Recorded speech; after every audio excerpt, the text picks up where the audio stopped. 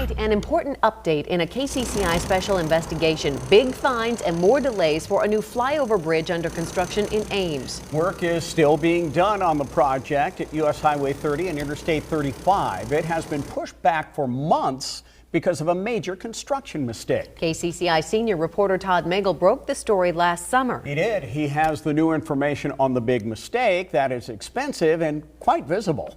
Well, Steve and Stacy, you may remember the DOT discovered a big error in the $23 million project. It is still not done. Here's what it looked like last summer and what it looks like now. There is some progress. Beams are up now, but the project will cost the builder a lot of money in damages, not to mention months and months of delays. The $23 million Ames flyover bridge is one of the most visible DOT construction projects in the state. 44,000 cars drive past on Interstate 35 every day. As this animation shows, the bridge will carry northbound traffic from the interstate to westbound Highway 30 into Ames.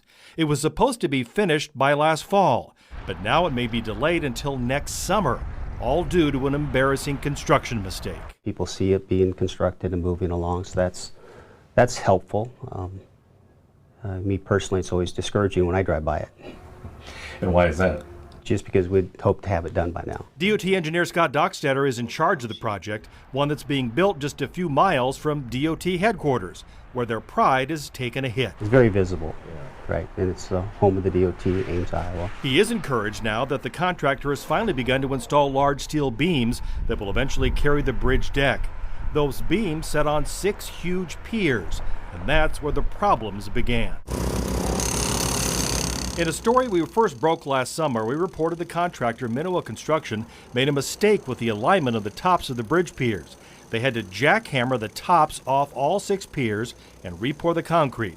Those repairs took months, and at the time, Dockstader was not happy. Obviously, it's disappointing. It's a pretty important project with the flyover. The DOT says the original contract with Minowa gave them 240 working days to finish the flyover bridge, but that time ran out late last year. Now we've learned the bridge won't be finished until July or August. That's more than 7 months late. There's months and months of work to happen yet. The bridge hopefully will be completed by July, but it could be any time, a month or two after that. It just depends on how hard the contractor hits it this year. And the delay has some expensive consequences.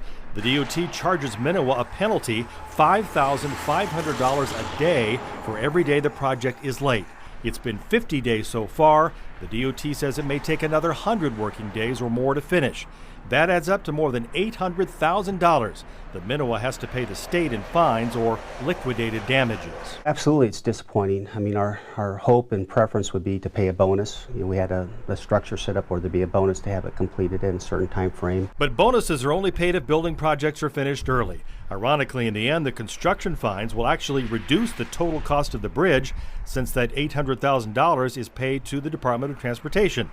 The DOT says it has urged contractors to be more careful, but admits there is a certain reality when it comes to complex building projects like a $23 million bridge. There's many times that we have errors and work that has to be done on a project that the public really never sees. This is just a very visible project. Now, the DOT says Minowa Construction has promised to bring on more crews to help speed up the Ames flyover bridge, but that probably won't happen until the weather is improved, and that probably won't happen until sometime this spring. Well, Tom, some viewers have expressed concern about the safety of the bridge since parts of those piers had to be rebuilt. What does the DOT say about that? We asked about that because we got those same questions last summer when we first did the story. We asked today. They say there are no structural concerns for the bridge as far as they've seen. In fact, he says he hopes, Scott Dockstader with the DOT, it lasts 50, 60, maybe 70 years or maybe even longer. Yeah, an expensive mistake. Right. Yeah, thanks, Todd.